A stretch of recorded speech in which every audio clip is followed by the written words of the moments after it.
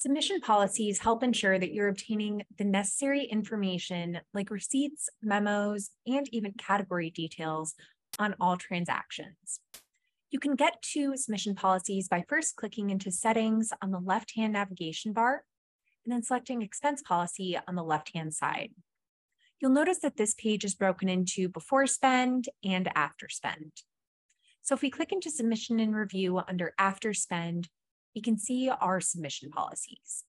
A best practice when using Ramp is to have at minimum 2 to 3 expense policies for your team.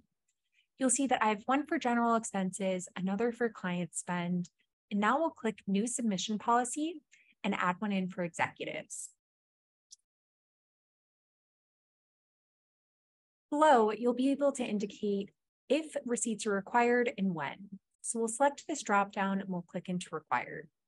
From here, you can indicate if this is required above a certain dollar amount, like $75, or if it's always required.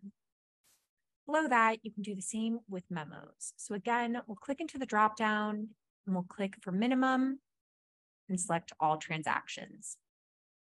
You can use Ramp submission policies to have your team fill out key information to help with accounting, such as the category. So if you are having your team fill this out, you'll want to click Require, and again, select when this is required. At the bottom, we have Review and Enforcement, and this is where we like to say you can give your policy some teeth.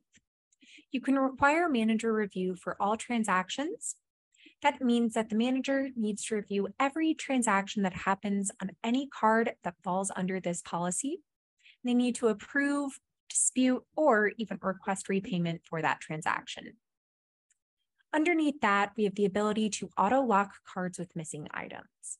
This is a really helpful best practice to implement because you'll see that if I add 7 days here, that means that cardholders have 7 days to submit their receipts, memos, and category post-transaction. If the 8th date rolls around and they still haven't submitted that information, their card will be locked.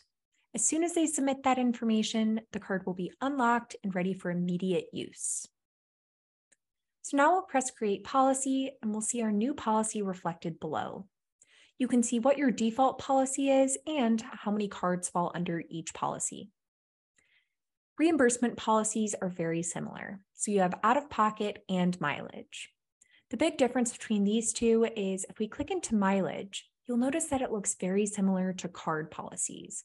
So you can indicate if a receipt is required and when. So we'll require for all reimbursements. And then if we scroll down, you'll notice that mileage reimbursements actually have the ability to require location.